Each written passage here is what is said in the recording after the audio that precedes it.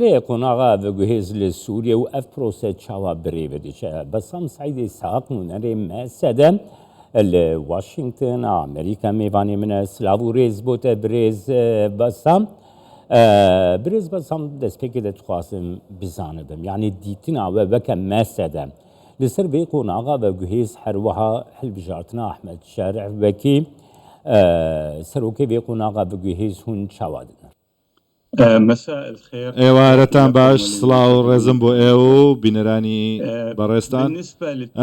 بەنسبەت ئاو دەستنیشانکردنی کە دوێنێ ڕوویداوە لە کۆبوونەوەی سەرکەوتندا خۆی لە خۆیدا هەنگاوێکی کردداریە و چونکە ئەو قۆناغە لە سەرەتادا و پێش ئەوەی دەستنیشانکردنی سەرۆک بێ بۆ قۆناغی ڕاگوزەر لشرعية النظام السابق قطع شرعي سيستمي بيشو نكراوة كاتيكا مرحلة تصريف أعمال كاتيك لقناغي كار بركر دايت ناتواني بالويز بو سوريا دزنشان بكيت ناتواني دستور هالبوشيني تو ناتواني حزبي بعث هالبوشيني تو هندك هنگاوي تريش بوشويا بويا دبي كاري دزنشان كردني سروچك هبه بو قناغي راگوزرو تصريح بأنه مرحلة هروها الرأي بجيرن كقناغي راگوزر دسي بيكردوا بويا تا برلا دوينه لسيستمكي أسد ببي ياساني ودولتي كان نمراتي سوريا إذا كردو دبوايا أو هنگاوا بنين بو أوي ياساي بن حسب ببي ياساي نيو دولتي كان بو أوي بيونديان لقل سيستمي رابردوي سوريا دانا منيت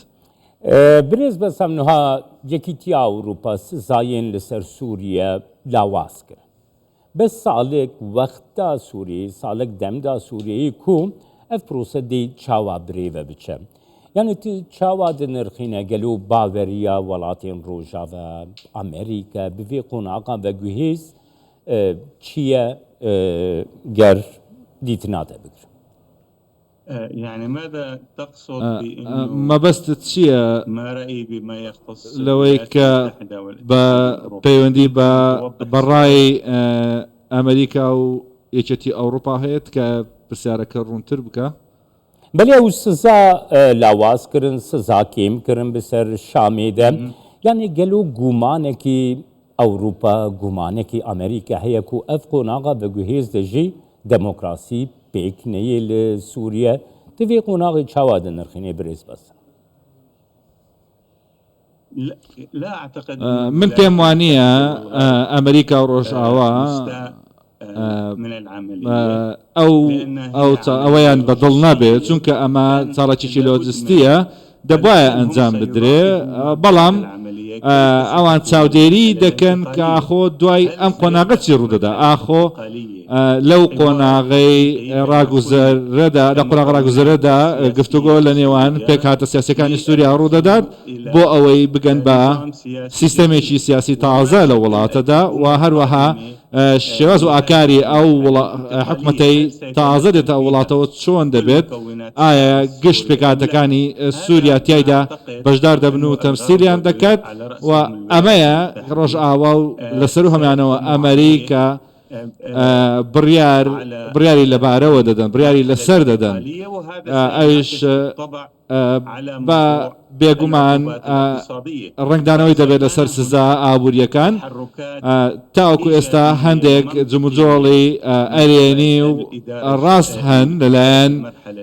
ئەو ئیدارەی قۆناغی ڕاگوزەری کە ئێستا هەیە لە سووریا و ئەمەش ڕنگدانەوەی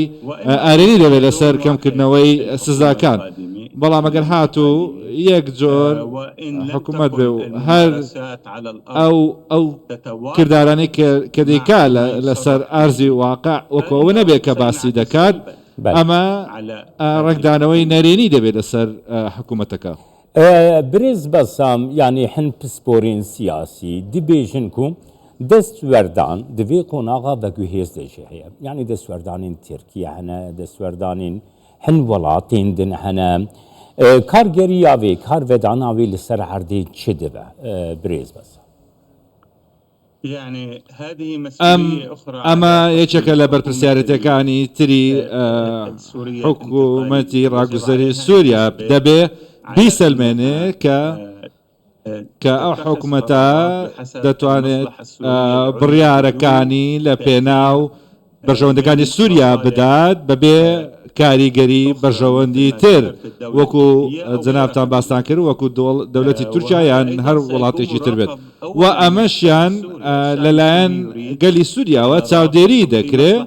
و ئەو دەیەوە بزانێ ئاخۆ دوای 54 ساڵ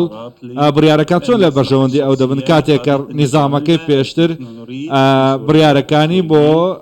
ئەندامەکانی حەزبی بەعەز بوو پێویستە ئێستا سووریا بۆ هەموو پێکاتەکان بێت و بگاتە سیستەمێک سەرەتا و ئاخیرەکەشی بۆ بەرژەوەندی گەلی سووریا و بۆ هەموو پێکاتەکانی کار بکات. بريز بس امنها باسا اشتيا نافخوي لسوريا تيكر شرع جفينا دهيد جدي اركر اشتيا نافخوي لسوريا بس ما ترسيل السر دفرين كردي هنا يريش لهمبري خلقي السيفيل ايو كرد تيكرن سكنا دستلاتا نو تشاواد بيني غريداي وابرسان بالنسبة للحكومة بنسبة حكومتي تازي راغوزر عليها مسؤولية تحل كل بەرپرسیارەتی چارەسەرکردنی گشتە شەکاری ناو سووریای هەیە لەگەڵیدا دۆخی کوردەکان لە باکوور ڕۆژهەڵات و هەروەها پێکاتەکانی تر وەک عارەب و سوریان و ئەرمەنەکان و دەبێ هەموو چێشانە چارەسەر بکرێن بەڕێگای ئاشتیانە و دادپەروەرانە چونکە ئەمە سەقامگیری وڵاتەکە باشتر دەکا و یەکگرتنیش باشتر دەکا لە وڵاتەدا. سپاس بۆتە برێز بەسەم سایدەی ساقن و نەرێ مەسەدە لە ئەمریکاش واشنگتن لەگەن.